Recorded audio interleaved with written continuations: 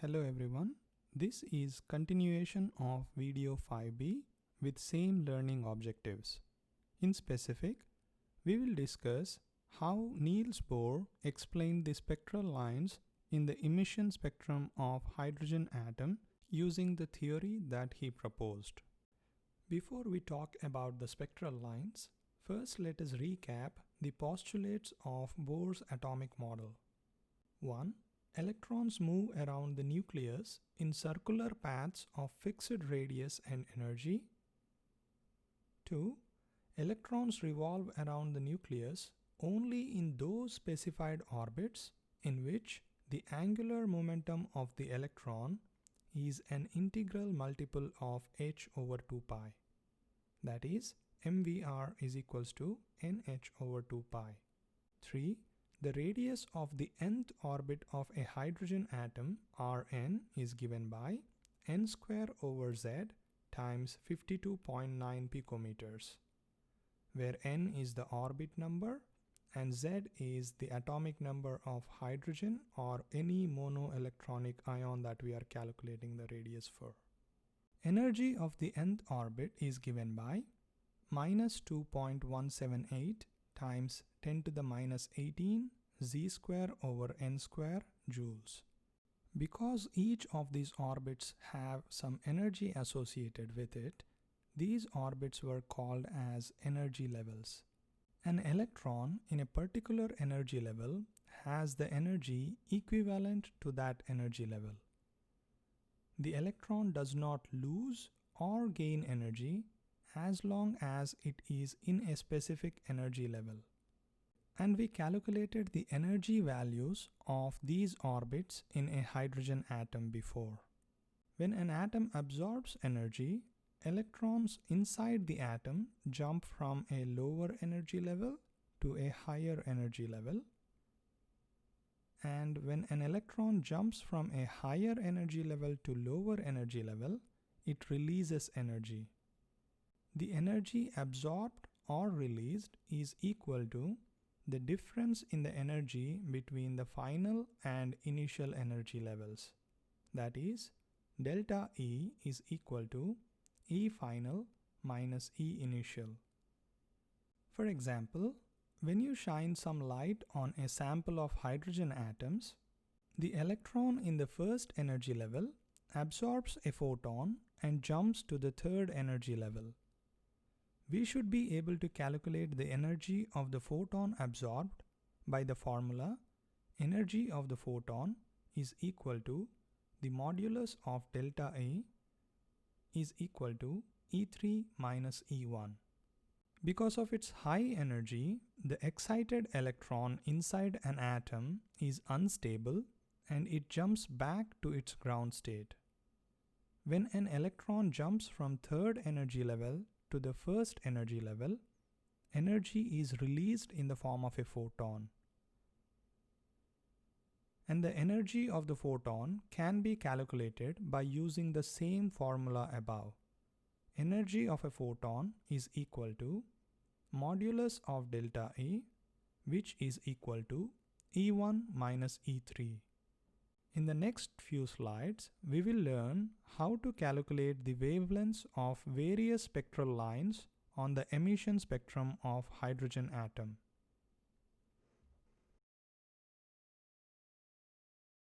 Let us say we are recording the emission spectrum of a hydrogen atom and we need to calculate the energy and wavelength of the emitted photon when an electron jumps from n is equals to n initial to n is equals to n final. N initial and n final are generic values for the energy levels. So we are deriving a formula that connects energy and wavelength with n initial and n final values. Since it is an emission spectrum, an electron should be jumping from a higher energy level to a lower energy level. Therefore, energy should be released during this process. It is given that the higher energy level from which an electron is jumping is n initial and the lower energy level to which an electron is jumping is n final. So, the condition for emission spectrum is n initial must be greater than n final. Let us first calculate the energy released when an electron jumps from n initial to n final. We know that the energy released delta E is equal to E final minus E initial. And the energy of the final energy level E final is equal to minus 2.178 times 10 to the minus 18 Z square over n final squared joules. Similarly, the energy of the initial energy level E initial is equal to minus 2.178 times 10 to the minus 18 Z square over n initial squared joules. Plugging the values of E final and E initial back into the above equation, we get both of these terms have z square and minus 2.178 times 10 to the minus 18 common. So we can take it out of the parenthesis. We get the following equation. Delta E is equals to minus 2.178 times 10 to the negative 18 times z square times 1 over n square final minus 1 over n initial square in joules.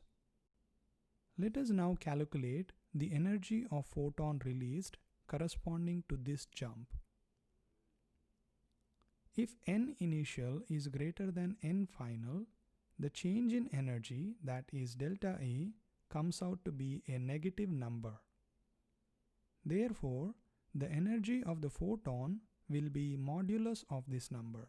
That is, energy of photon is equals to positive 2.178 times 10 to the negative 18 times z square times 1 over n final square minus 1 over n initial square in joules. Let us now calculate the wavelength associated with this photon. We know that the energy of the photon and its wavelength are related to each other by the formula E photon is equals to hc over lambda. If I divide both sides of the above equation with hc, we get the following. Now, the left hand side of the equation can be replaced by 1 over lambda. The resultant equation will be 1 over lambda is equals to 2.178 times 10 to the negative 18 times z square over hc times 1 over n square final minus 1 over n initial square joules. We know the values of h and c. Plugging in the values of h and c into the equation, we get the following. Joules and joules get cancelled. Seconds and seconds get cancelled. So the only leftover unit is meter inverse. Plugging in the values into the calculator, we get 1 over lambda is equal to 1.0967 times 10 to the power 7 times z square times 1 over n final squared minus 1 over n initial squared meter inverse. And the following condition has to be met. N final should be less than n initial. Have we seen this equation before in the course? Pause the video here and think about it.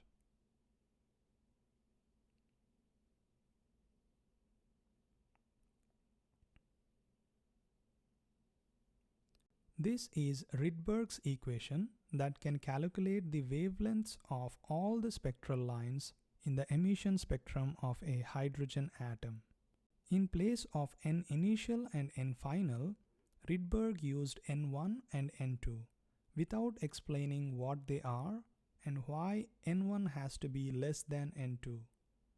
Now we know that n initial is the energy level from which an electron is jumping, and n final is the energy level to which an electron is jumping. Rydberg's formula was based purely on the experimental data without any theoretical background. Niels Bohr derived the exact same formula based on his theoretical model of hydrogen atom. The agreement between these two equations provides a direct confirmation of Bohr's model of hydrogen atom. Let us take a closer look at the formula.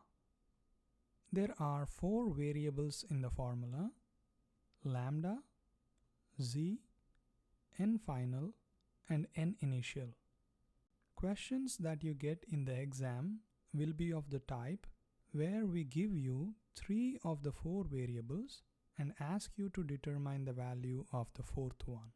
The most common type of the question is where the z value will be given to you, the n initial and n final will be given to you, and you will be asked to determine the wavelength of the emitted photon. Let us now use the Rydberg's equation to explain the spectral lines on the emission spectrum of a hydrogen atom. Let's say we have hydrogen gas in an electric discharge tube and we are recording the emission spectrum of hydrogen gas.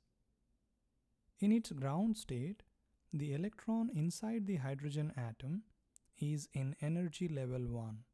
The hydrogen atom absorbs energy from the electric discharge. Different hydrogen atoms in the sample may absorb different amounts of energy, and the electrons inside the respective atoms may jump to any energy level that is greater than 1. So, after excitation, there are some hydrogen atoms in which the electron is in n equals to 2, and some hydrogens in which the electron is in n is equals to 3, and some in n is equals to 4, and so on up to n is equals to infinity. All these hydrogen atoms are unstable, so the electron should jump back to the ground state, that is energy level 1. Let us say in some atoms, electrons jump from n is equals to 2 to n is equals to 1, and in some atoms, electron jumps from n is equals to 3 to n is equals to 1, and in some atoms from n is equals to 4 to n is equals to 1, and so on. Each of these electronic transition releases a photon. We can calculate the energy and wavelength of the photon from the formulas that we derived earlier. Each of these photons appear as a spectral line on the emission spectrum of hydrogen atom. Let us recall that the spectral lines on the hydrogen emission spectrum are divided into several series of lines based on their values of n final, that is, the energy level into which an electron is jumping. When an electron jumps from any higher energy level to n is equals to 1 level, the spectral line that appears falls in a series called as Lyman series. Let us do some calculations now. Calculate the wavelength of the photon released when an electron jumps from n is equals to 2 to n is equals to 1. Since E2 is greater than E1, when electron jumps from E2 to E1, energy is released as a photon. We can use the Rydberg's formula to calculate the wavelength of this photon. I will show you how to calculate the wavelength for this particular photon, and you can do it for the remaining ones. 1 over lambda is equals to 1.0967 times 10 to the 7 times z square times 1 over n final squared minus 1 over n initial squared. The unit is meter inverse. We know that the n initial is 2 and the n final is equals to 1, and the Z is equals to 1 for hydrogen atom. Plugging in the values and converting the answers into nanometers, we get the wavelength of the photon corresponding to electronic transition n is equals to 2 to n is equals to 1 is 121.54 nanometers. This is the first spectral line of Lyman series. Similarly, we can calculate the wavelength of the photon released when an electron jumps from n is equals to 3 to n is equals to 1. Before we calculate this, take a moment and think if the wavelength of this photon will be greater or less than that of the photon's wavelength that we calculated above.